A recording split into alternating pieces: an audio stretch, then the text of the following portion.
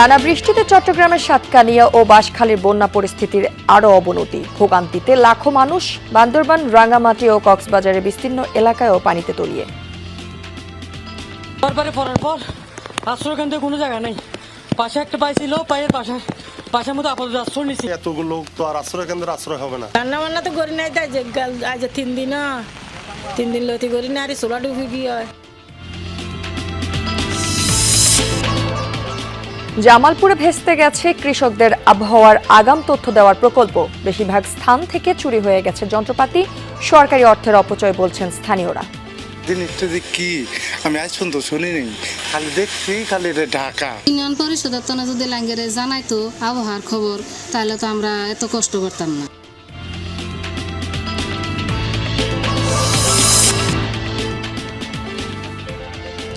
শিকারির ফাঁদে আহত বাঘিনী ফিরছে সুন্দরবনে। পর্যবেক্ষণে থাকছে কলার প্রটোকল। বিশেষজ্ঞদের আশা সমস্যা হবে না খাপ খাওয়াতে। বনের বাহিরে পরিচর্যার পরে আবার বনের মধ্যে ফেরত দেওয়া বন্যপ্রাণী সংরক্ষণের ক্ষেত্রে একটা নতুনত্ব যোগ করবে। সে অনেক শক্তি সম্পন্ন হয়েছে, ক্ষিপ্রতা বেড়েছে, তার স্বাভাবিক স্বাস্থ্য ফিরে এসেছে।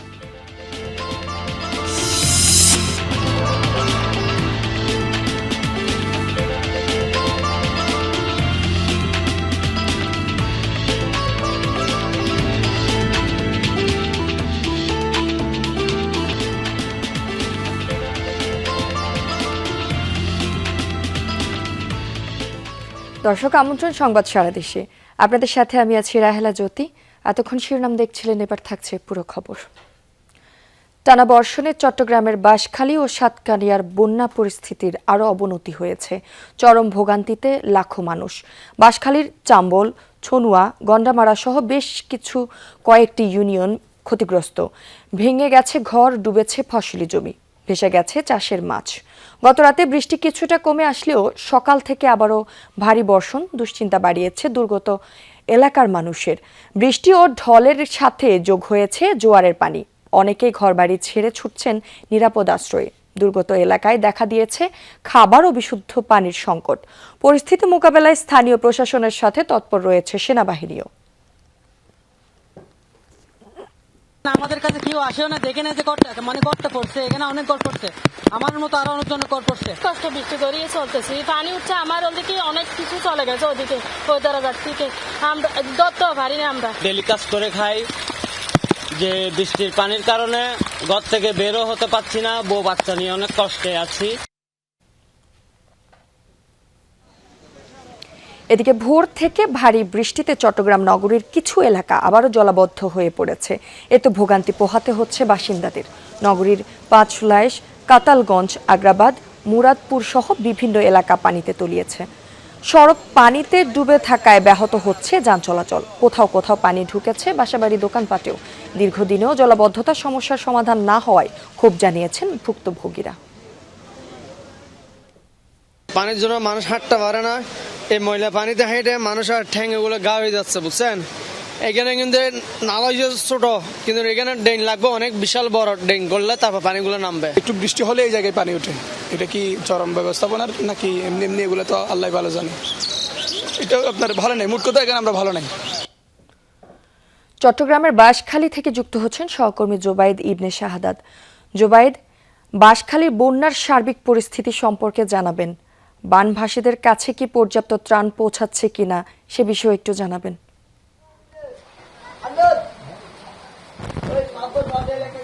এখানে বানভাসী মানুষরা খুবই দুর্ভোগ দুর্দশায় আছেন।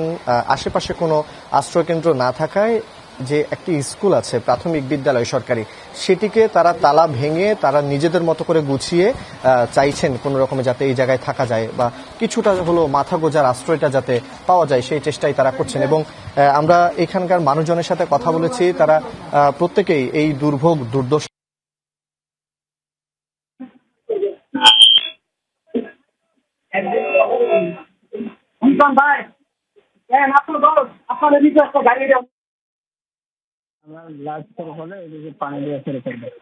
একদম স্লোলি অনেক চিল্লাচিল্লি যাতে।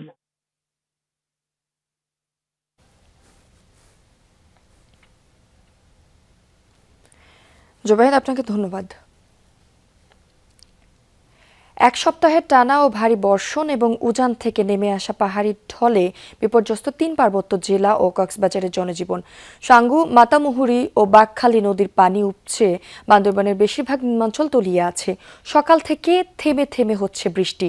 প্লাবিত এলাকায় খাবার ও বিশুদ্ধ পানির সংকট দেখা দিয়েছে। ভেঙে পড়া যোগাযোগ ব্যবস্থার কারণে মানবেতর জীবন কাটাচ্ছেন দুর্গত এলাকার লাখ লাখ বাসিন্দা। প্রশাসন, সেনাবাহিনী ও বিজিবির সহায়তায় চলছে ত্রাণ বিতরণ কার্যক্রম। তবে বৈরী আবহাওয়ার কারণে কিছু এলাকায় পৌঁছানো যাচ্ছে না সহযোগিতা।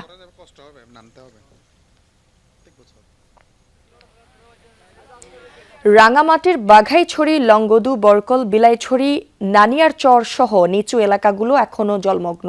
বাঘাইছড়িতে পাহাড় ধসে রাস্তা বন্ধ হয়ে যাওয়ায় খাগড়াছড়ি দীঘিনালা সড়কে এখনও যোগাযোগ বিচ্ছিন্ন। এছাড়া রাঙ্গুনিয়ার শিলক এলাকায় সেতু ধসে পড়ায় রাঙামাটি, রাজস্থলী, বান্দরবন সড়কেও বিচ্ছিন্ন রয়েছে যোগাযোগ ব্যবস্থা। এদিকে ভারতের মিজোরাম থেকে পাহাড়ি ঢল নেমে আসায় কাপ্তাই হ্রদে পানি বৃদ্ধি পেয়েছে।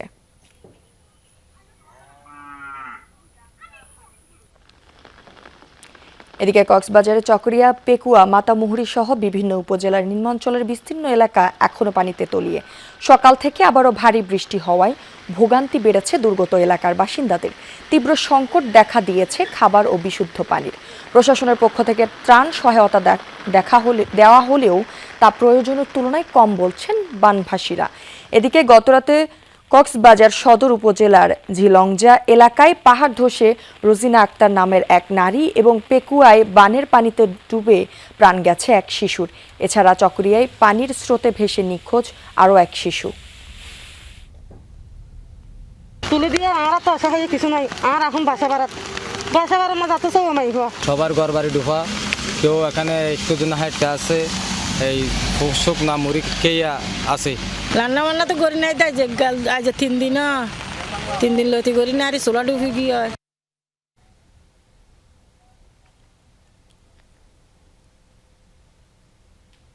খাগড়াছড়ি সদরের নিচু এলাকাগুলো থেকে পানি নেমেছে। থেমে থেমে বৃষ্টি হলেও সড়ক ও বাসাবাড়ি থেকে পানি নেমে যাওয়ায় ভোগান্তি কমেছে বাসিন্দাদের। এদিকে দীঘিনালা উপজেলার ছোট মেরুং ইউনিয়নের বেশিরভাগ এলাকা থেকে মাইনী নদীর পানি নেমে গেলেও এখনও পানিবন্দী 50টি পরিবার।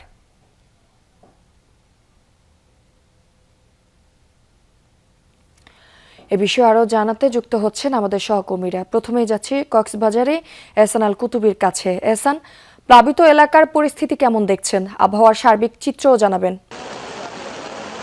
যদি ভারী বৃষ্টি হচ্ছে, এই ভারী বৃষ্টি মানে হচ্ছে মানুষের বুকে কাঁপন ধরিয়ে দিয়েছে, মানুষের মনে আবারও শঙ্কা সৃষ্টি হয়েছে। এজন্যই যে তারা মনে করেছিল গত দুদিন যে বৃষ্টি কম হয়েছে, সেই বৃষ্টির কারণেও অন্তত বৃষ্টি না হওয়াতে তারা মোটামুটি স্বস্তির দেখা মিলেছিল, অনেকটা তাদের মাঝে স্বস্তি দেখা দিয়েছে।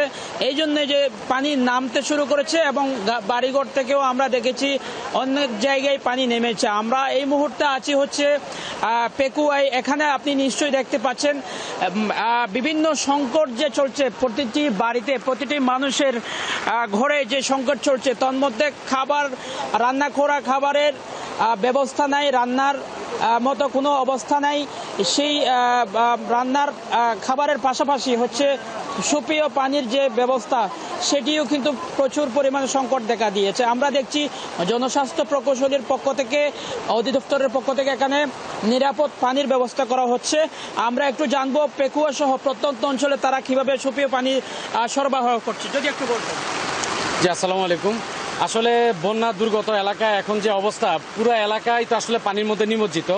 এখন নিরাপদ পানি আসলে অনেক বড় একটা চ্যালেঞ্জ হয়ে গেছে। বিশুদ্ধ পানির অনেক অভাব। আমরা জনস্বাস্থ্য প্রকৌশল অধিদপ্তর থেকে যে সব জায়গায় আমরা পানি মানে এই মুহূর্তে হেঁটে যাওয়া সম্ভব না বা গাড়ি নিয়ে যাওয়া সম্ভব না, সেখানে আমরা পানি বিশুদ্ধকরণ ট্যাবলেটগুলি পৌঁছে দিচ্ছি মানুষের বাড়ি বাড়িতে। ইউনিয়ন পরিষদের মাধ্যমে জনপ্রতিনিধি, ভলেন্টিয়ার বা দুর্যোগের সাথে যারা কাজ, আপনাদের মাঝে আপনাদের এই যে উদ্যোগ নিয়েছেন, এই উদ্যোগে আরো কি কি ব্যবস্থা রয়েছে, অর্থাৎ পানি বিশুদ্ধকরণের কোনো ব্যবস্থা রয়েছে কিনা? জি, আমাদের ইতিমধ্যে এখানে ইউনিসেফের সহায়তায় আমরা ওয়াটার ট্রিটমেন্ট প্ল্যান্ট, আমাদের কিছু জেরিকেন আছে, এগুলির মাধ্যমে আমরা আমাদের এখানে যে মোবাইল ট্রিটমেন্ট প্ল্যান্ট আছে এটা দিয়ে আমাদের ঘন্টায় 2000 লিটার পানি আমরা ট্রিটমেন্ট করতে পারছি। এটা আমরা যদি 24 ঘন্টা চালাই প্রায় 48,000 লিটার পানি আমরা। অসংখ্য ধন্যবাদ। আমরা শুনছিলাম কিভাবে সুপেয় পানি মানুষের মাঝে তারা বিতরণ করছেন, সরবরাহ করছেন বিভিন্ন জায়গায়। তো এই ছিল আমার কাছে পেকুয়া থেকে সর্বশেষ। এখন আমরা চলে যাচ্ছি সরাসরি বান্দরবানে।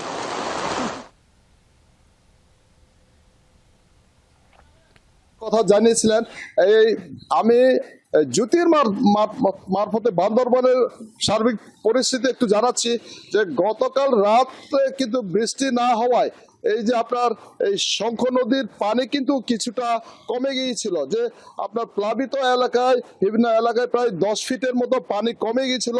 তারপরেও শঙ্খ নদীর পানি কিন্তু এখনো বিপদসীমা 2 সেন্টিমিটার উপর দিয়ে প্রবাহিত হচ্ছে। অর্থাৎ যদি বলি যে আজকে সকাল থেকে ভারী বৃষ্টিপাত হচ্ছে এবং উজানে খবর নিয়ে দেখেছি যে রুমা থানচির উজানের দিকে বৃষ্টিপাত হওয়ায় আবার যে বন্যার আশঙ্কা কিন্তু সহজে চলে যাচ্ছে না। অর্থাৎ উজানে যত বৃষ্টি হবে নিম্নাঞ্চলগুলি ততটুকু প্লাবিত হবে। অর্থাৎ মানুষ যে একটু স্বস্তির নিঃশ্বাস ফেলছিল যে হয়তো পানি সরে যাবে, কিন্তু আসলে পানি সরে যাচ্ছে না। আপনার যে বঙ্গোপসাগরের যে নিম্নচাপের কারণে এবং সাতকানিয়া এই যে লোহাগাড়ার দিকে পানি স্তর নিচে না নামার পর্যন্ত বান্দরবনেও কিন্তু এই যে বন্যার পরিস্থিতি কিন্তু খুব একটা উন্নতি বলা যাবে না। এবং পাহাড়ে যদি উপরে উজানে যদি বৃষ্টি পড়ে তাহলে এই দুর্ভোগ কিন্তু আরো পোহাতে হবে। আরো 3-4 দিন হয়তো বৃষ্টি থাকার এরকম পূর্বাভাস কিন্তু আবহাওয়া অফিস আমাদেরকে জানিয়েছে। এবং এই এলাকার আপনার বান্দরবনে বিশেষ করে যে বান্দরবন থেকে চন্দ্রগুনা যাওয়ার রাস্তা যে বেলি ব্রিজ ভেঙে গেছে, ওখানে আপনার রাঙ্গুনিয়া যে বেলি ব্রিজ ভেঙে যাওয়ার পরে বান্দরবন থেকে রাঙ্গামাটির সড়ক যোগাযোগ বিচ্ছিন্ন। আবার সাতকানিয়া ওখানে যে এখনো পানি কিন্তু রাস্তা থেকে সরে না যাওয়ায় গাড়ির যোগাযোগও বন্ধ। এবং এইদিকে আপনার রংছড়ি বলেন সব দিকে, অর্থাৎ বান্দরবন কিন্তু জাস্ট 1 কিলোমিটার ভিতরে আমরা আছি। এবং একটা কথা আপনার বলতে হয় যে বিদ্যুৎ বিভাগের যে অ্যাকশন তাকে অবশ্যই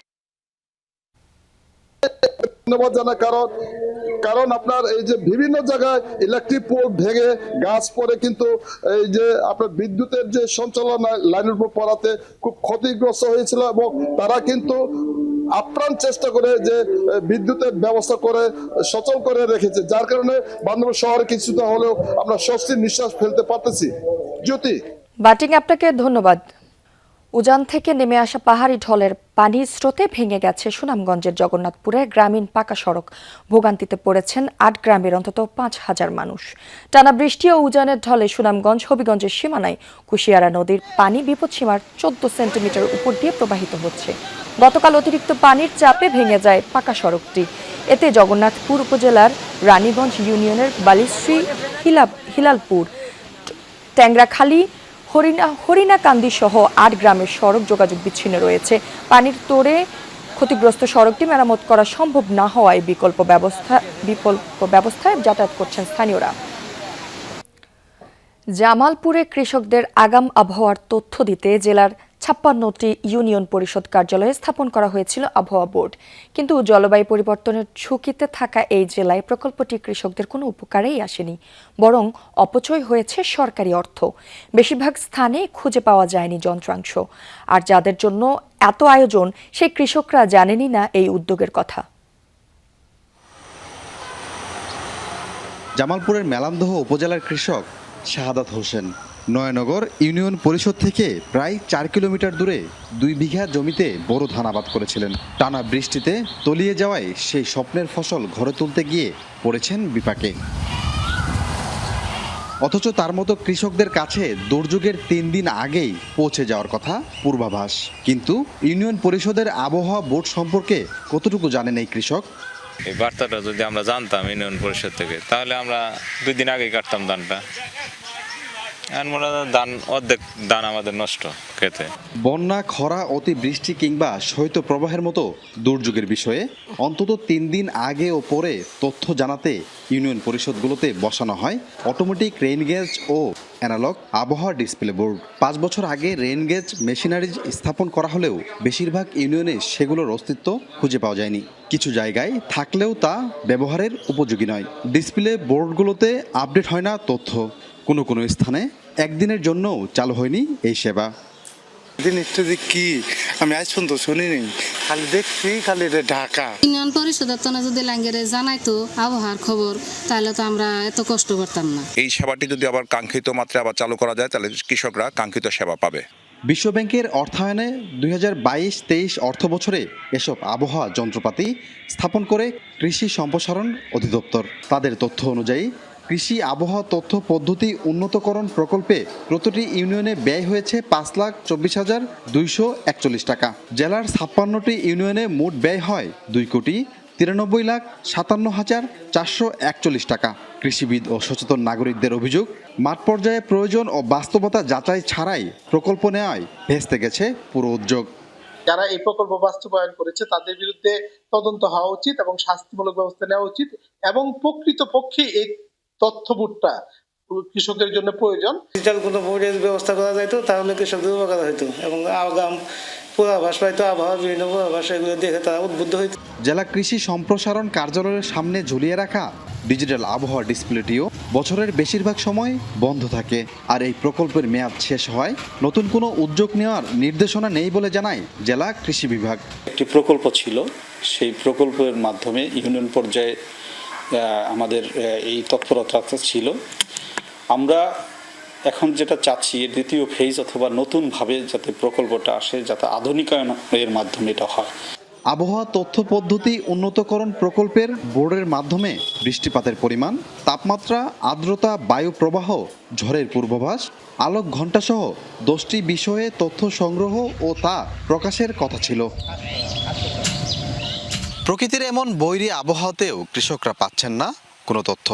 মাঠ পর্যায়ে কৃষকরা বলছেন তাদের কাছে কখনোই পৌঁছায়নি আবহাওয়া বোর্ডের এই সংক্রান্ত কোনো তথ্য। সেই জায়গা থেকে কোটি টাকা ব্যয়ে নির্মিত এই প্রকল্পটি আসলে লোক দেখানো বা অর্থ লোপাট বলে মনে করছেন সংশ্লিষ্টরা। সাগর ফরাজি, যমুনা নিউজ, জামালপুর। দীর্ঘ 6 মাসের চিকিৎসা শেষে সুন্দরবনে ফিরছে শিকারীদের ফাঁদে আহত রয়্যাল বেঙ্গল টাইগার। সবকিছু ঠিক থাকলে আজই সুন্দরবনের পূর্ব বন বিভাগের চাঁদপাড় রেঞ্জের আন্ধারমানিক বনাঞ্চলে বাঘিনীকে অবমুক্ত করবে বন বিভাগ। প্রাণীটির গতিবিধি পর্যবেক্ষণে সংযুক্ত করা হবে কলার প্রোটোকল বা রেডিও কলারিং। সুন্দরবনে চলতি বছরের 3 জানুয়ারি হরিণ শিকারীদের ফাঁদে আটকা পড়ে বাঘিনীটি। দীর্ঘ সময় লোহার ফাঁদে আটকে থাকায় তার বাঁ পায়ে মারাত্মক ক্ষত সৃষ্টি হয়। খবর পেয়ে বাঘিনীটিকে উদ্ধারে নামে পূর্ব বন বিভাগের চাঁদপাই রেঞ্জের বৈদ্যমারী ফরেস্ট টহল ফাঁড়ির বনকর্মীরা। 2 ঘন্টার বেশি সময় অভিযান চালিয়ে তাকে উদ্ধার করা হয়। নেওয়া হয় খুলনার বন্যপ্রাণী ব্যবস্থাপনা ও প্রকৃতি সংরক্ষণ বিভাগের পুনর্বাসন কেন্দ্রে। সেখানে বনকর্মীদের সেবায় ধীরে ধীরে সুস্থ হয়ে ওঠে বাঘিনীটি। বাংলাদেশেই প্রথম বন থেকে কোনো আহত বাঘ, ফাঁদে আটকা বাঘ, এটি উদ্ধার করে পরবর্তীতে এটিকে চিকিৎসা সেবা দিয়ে এটিকে সুস্থ করে তোলা হয়েছে। আমরা এখন মোটামুটিভাবে আন্দারমানিকের পাশে ছাড়ছি এবং এটা তারই এলাকা। বন কর্মকর্তা ও বন্যপ্রাণী বিশেষজ্ঞরা বলছেন প্রায় 6 মাসের সেবা ও যত্নে স্ত্রী বাঘটি এখন পুরোপুরি সুস্থ। বনে ফিরে যেন শিকার ধরতে সমস্যা না হয় সেজন্য গেল 1 মাস তাকে খাবার হিসেবে জীবন্ত প্রাণী দেওয়া হয়। নিঃসন্দেহেই দীর্ঘ 6 মাস পর্যন্ত একটা সুন্দরবনের বাঘকে বনের বাহিরে পরিচর্যার পরে আবার বনের মধ্যে ফেরত দেওয়া বাংলাদেশের বাঘ সংরক্ষণ তথা বন্যপ্রাণী সংরক্ষণের ক্ষেত্রে একটা নতুনত্ব যোগ করবে। এর যে ক্ষতটা ছিল সেটি শুকিয়ে এসেছে এবং পরিপূর্ণভাবে ভরাট হয়ে গিয়েছে। আলহামদুলিল্লাহ সে অনেক শক্তি সম্পন্ন হয়েছে, ক্ষিপ্রতা বেড়েছে, তার স্বাভাবিক স্বাস্থ্য ফিরে এসেছে, সে আর ওই রকম শীর্ণকায় নেই। অবমুক্ত করার পর বাঘিনীটিকে পর্যবেক্ষণে রাখতে কলার প্রোটোকল বা রেডিও কলারিং সংযুক্ত করা হয়েছে। জারিন অর্নি, যমুনা নিউজ। আর এই ছিল সংবাদ সারা দেশের এখনকার আয়োজনে। এতক্ষণ সাথে থাকার জন্য ধন্যবাদ সবাইকে।